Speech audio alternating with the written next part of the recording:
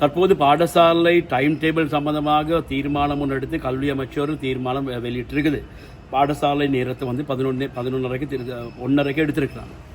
இப்போ உண்மைக்கும் இதை வந்து இவ்வளவு காலம் நீட்டுறதுக்கு காரணம் என்னது? 5ஆம் தேதி பாடசாலை ஆரம்பிக்க போகுது. இப்போ 5ஆம் தேதி பாடசாலை ஆரம்பிக்க போகக்குள்ள 5ஆம் தேதி பாடசாலையில் டைம் டேபிள் இன்னும் செஞ்சில்லை. இப்போ 40 லட்சம் மாணவர்களுக்கு இது எவ்வளோ ஒரு அநீதி.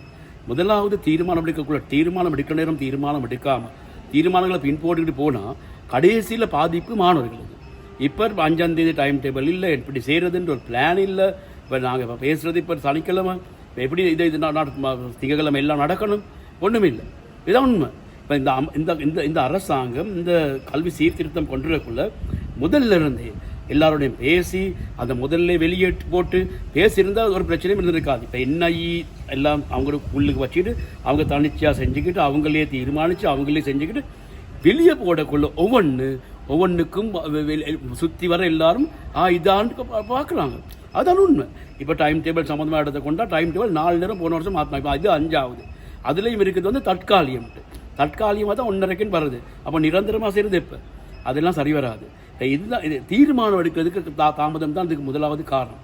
இப்போ என்ஐஇ வந்து அவங்க தன்னிச்சையாக செஞ்சு அது அவங்க ஒவ்வொன்று வெளியே போடக்குள்ள இப்போ மாடியூல் ஒரு மாடியூலில் போடக்குள்ள அந்த மாடியூலில் இருக்க பிரச்சனை, இப்போ இன்னொரு மாடியூல் போடக்குள்ள இன்னொரு மாடியூல் எப்படி பிரச்சனை, இப்போ எல்லாம் வெளியே வருது.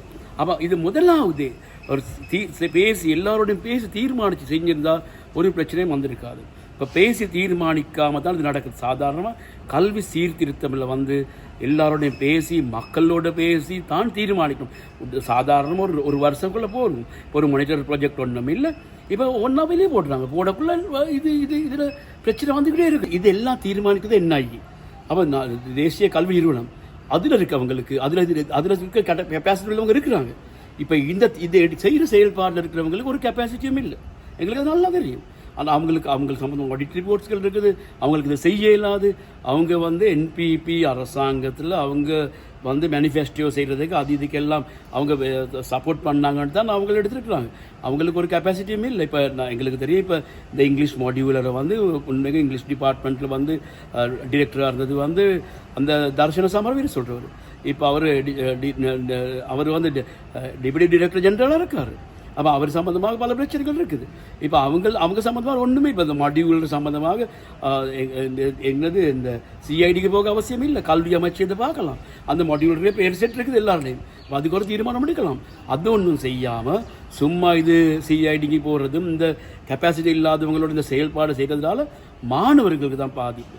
நாங்கள் சொல்கிறோம், இந்த கல்வி சீர்திருத்தம் நடைமுறைப்படுத்துறதுக்கு முதலாவது எல்லாரோடையும் பேசி செய்யணும். இப்போ தற்போது இப்போ எங்களுக்கு தெரியும் அடுத்த வருஷம் இப்போ இதில் வந்து பாடசாலை உள்ளுக்கே பல பிரச்சனைகள் உருவாகும். இதில் ஏன்னா வந்து இப்போ எங்களுக்கு கோரிக்கை வந்து 1.5 மணி நாங்கள் எடுக்க சொன்னது எங்களுக்கு தெரியும் இந்த பிரச்சனை இப்படி வரும். இந்த பாதிப்பு மாணவர்களோட பாதிப்பு இல்லாமல் நாங்கள் அப்படி சொன்னோம். அதனால் நாங்கள் கல்வி அமைச்சுக்கு சொல்கிறோம், எல்லாரோடையும் பேசி நடைமுறையில் சாத்தியமான செயல்பாடுக்கு போகாமல் எங்கேயும் பழைய சீர்திருத்தம் ஒன்று கொண்டு வந்துக்கிட்டு அவங்களுக்கே தெரியாது, சீர்திருத்தம் இன்னும் தெரியாது. இப்போ சாதாரணமாக இப்போ 3 மாதம் தான் மாடியூல் அடிச்சிருக்கிறாங்க. இப்போ மற்ற கற்பித்தல் செய்கிற ஆசிரியருக்கு தெரியாது வருஷ கடைசியில் நான் மாணவர் எந்த இடத்துக்கு கொண்டு போகிறேன். ஏன் அந்த 3 மாதத்துக்கு ட்ரெயின் பண்ணே போகிறாங்க எல்லாரையும். அதுக்கு கெப்பாசிட்டி இருக்குதா? யாரோட வேலை செய்கிறாங்க இது? அதனால் இது ஒரு பெரிய ஒரு பிரச்சனைக்குரிய ஒரு செயல்பாடமாக இருக்குது. கல்வியில் இருக்கிற தற்போது இருக்கிற பிரச்சனைகளுக்கு தீர்வு வேணும். கல்வி சீர்திருத்தம் அவசியம். ஆனாலும் இந்த பிரச்சனை இன்னும் 2-3 பங்காக அதிகரிக்கிறது தான் தற்போது செயல்பாடாக இருக்குது. அதனால் பேசி தீர்மானித்து எல்லாரோடையும் கலந்துரையாடி இந்த செயல்பாடுக்கு வரணும்.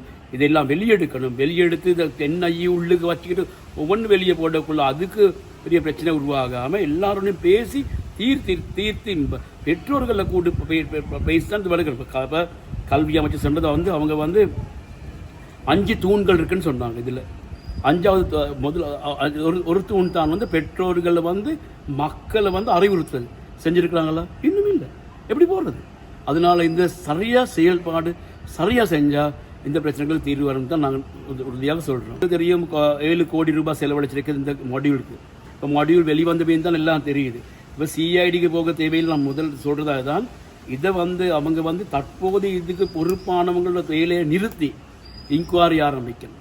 அப்படி இல்லாமல் அவங்கள வச்சுட்டு வர செய்கிற இன்குவாரிலேயே ஒரு பலன் இல்லை. இல்லாத பேரும் அதில் இருக்குதானே. இப்போ அடுத்தது வந்து மற்ற மொழிகள் சம்மந்தமாக பல விமர்சனங்கள் கல்வியாளர்கள் மத்தியில் வந்துட்டு இருக்குது. இப்போ அதனால நாங்கள் சொன்னது எல்லாத்தையும் வெளியே போட்டு எல்லாருடையும் பேசி கலந்துரையாடி தீர்மானம் எடுத்து நடைமுறைப்படுத்த தான் நல்லதுன்னு நாங்கள் நினைக்கிறோம்.